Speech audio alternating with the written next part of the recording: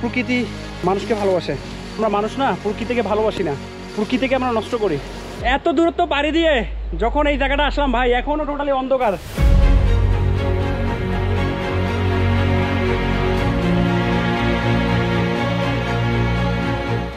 অর্থাৎ এই জায়গাটা টোটালি বন্ধ ছিল। একসময় এখান দিয়ে হাজার হাজার মানুষ এই ঝর্ণা দেখতে আসতো, বাট এখন সেটা বন্ধ থাকার কারণে পুরোই পরিত্যক্ত একটা ঝর্ণা হয়ে গেছে। বাট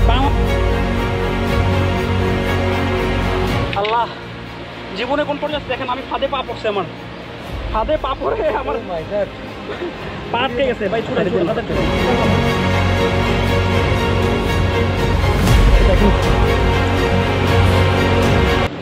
ভাইয়া তুমি আসতে, তুমি আমার হাত ধরো, তুমি পড়ে যাও না, তুমি ছোট মানুষ, তুমি তুমি পারবা।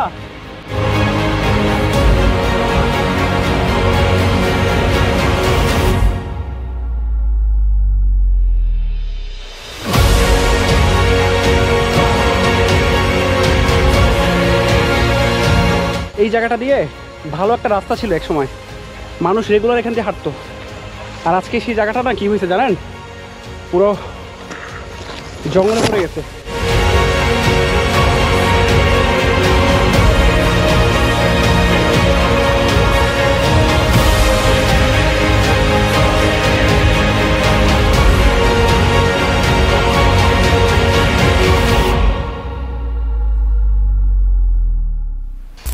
রাস্তা কখনো হারায় না, সেটা যদি 100 বছর পরেও হয়ে যায়, সেই রাস্তাটা না বের হয়ে যায়।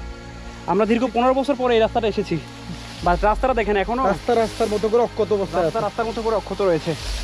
আমরা কিন্তু গুগল ম্যাপ দেখে গাছপালায় ভরে গেছে ঠিকই, হ্যাঁ, কিন্তু সে এভাবে শাখা পোশাকগুলো বাইর করে রাখছে যাতে আমরা হাঁটতে পারি।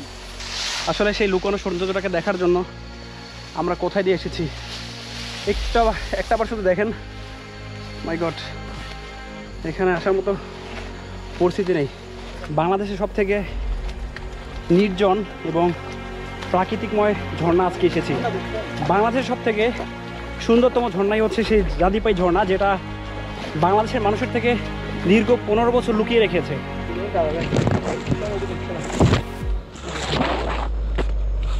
ও বাবা, চলো ভাই গায়ে পড়িয়ে না, তাহলে কিন্তু সবাই লই পড়বো। সাপোর্ট রাখতে পারতেছি না, ওই রাস্তা ভালো পরে। চলো ভাই, আল্লাহ ভরসা, চলে আসেন। সবাইকে দেখেন কিভাবে জোকে ধরতেছে, সবাই শুধু জোক ছাড়াচ্ছে পা থেকে। কি সামনে কিছু ভাইয়া রে ভাইয়া, তো জোকটা আছে, আপনার মুদো ঢুকবে। আপনার মুদো থাকতে মুদো পরে আসেন না কেন ভাই? শুভম তোমার ওইটা পাই, ওই ওই হ্যাঁ হ্যাঁ, তোমরা একটু সাবধান থাকো ভাইয়া, তোমরা আমার সাথে আসছো, তোমরা আমাদের মেহমান, ঠিক আছে? জোর থেকে সাবধান। গাইস, আমরা এই মুহূর্তে আছি হচ্ছে জাদিপাই ঝর্ণার সেই প্রান্তে, দেখতে পাচ্ছেন।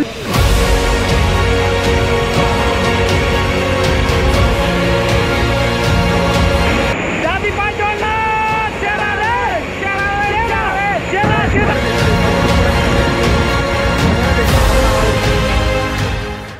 আমার বন্ধু জাদিপাই ঝর্ণায় আসার পরে হাঁটতে হাঁটতে তার অবস্থা দেখেন।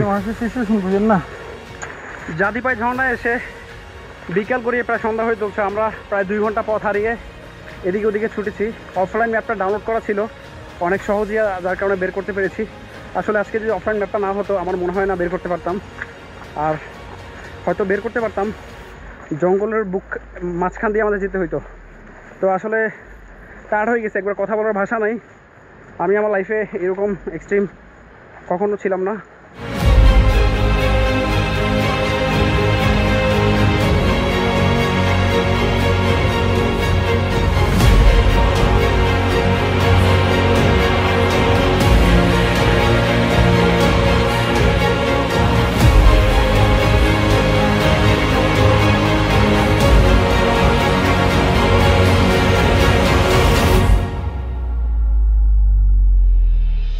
খাদক বা পেটে প্রচুর খুঁজে ভাই, এই শীতের মধ্যে এত দূর হাইটে এসে ঝর্ণার মধ্যে আপনি প্রিপেয়ারটা পাচ্ছেন, এটা অনেক বেশি। তারপর